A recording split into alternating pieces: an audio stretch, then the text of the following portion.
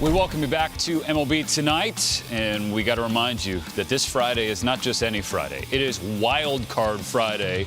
Presented by Hankook, and you see the expanded postseason format. We'll see it in all its glory. 4 series beginning on Friday, starting at 12:07 Eastern. The wild card game on ESPN between the Guardians and the Rays. Okay, so you take that in. Let's welcome inside Studio 42, Tom Verducci, Anthony Recker, Steven Nelson here.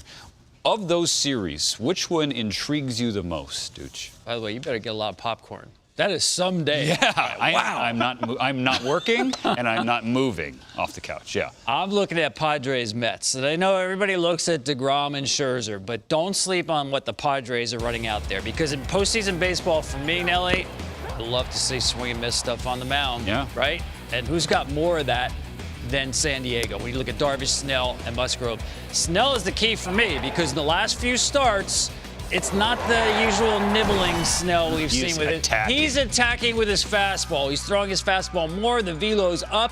So this is a low-scoring, starter-dominated series. Now, DeGrom and Scherzer, they're great. I'll take them as a 1-2 any day of the week. But I will tell you this. In September, they got the ball 9 times. The Mets were 4-5 in those games. And those two guys in 9 starts only went over 100 pitches twice between the two of them, no more than 101.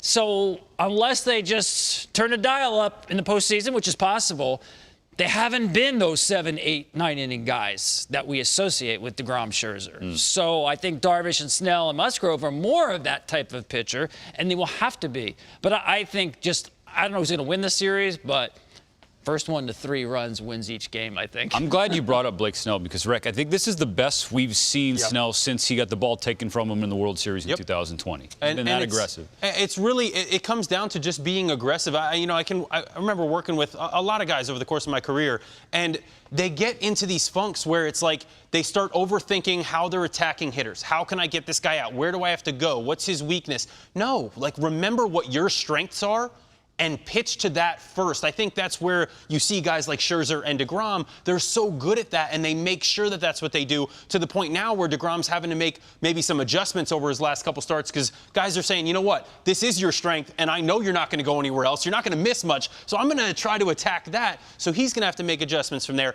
But it's good to see Snell get back in that rhythm. And to this series, I mean, this is going to be a fun one because realistically, it's going to come down to which offense can really produce more against the pitching that we're seeing. And then when it comes time for the bullpen to take over, does Edwin Diaz take over this series? I don't know if he can do that, go multiple innings multiple times, or is that San Diego kind of Padres bullpen that's a little bit more spread out? Are they going to kind of win out? Yeah, speaking of swinging him stuff, you got at the back end, too, with Sugar and Hader on both sides. I'm running him out there for more than 4 outs. I don't know if Hader's going to do that, but Edwin, to me, he'll get 4 or 5 outs. Still don't know about Starling Marte's status, so that's something to keep an eye on for the New York Mets in that series against the Padres. All right, Rec, your series of choice. Yeah, so my favorite series here is definitely Jays Mariners. And it starts, I don't want to say it ends with, but it starts with, I mean, the talent pool that you have, the young talent, position players, especially when you talk about Bichette, Vladdy, you talk about Rodriguez and France on the other side,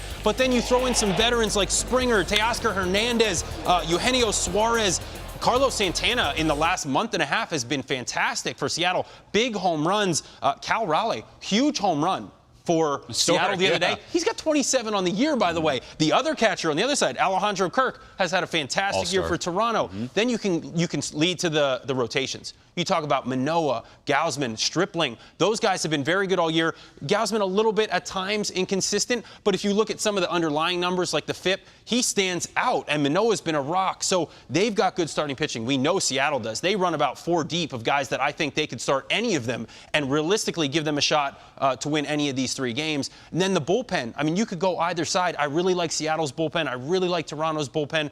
There's not a weakness really among these teams. Toronto's been playing well for over a month now. Seattle's starting to turn it on late. I just think you're seeing a great matchup of young and up-and-coming teams, organizations, and stars. It's going to be a really fun one to watch. Of course, everybody knows the Mariners' postseason drought is over. On the other side, they're going to see one of the most prolific performers in the postseason in George Springer, because that's what they brought him to Toronto for, was to be on this stage, and we're about to see it.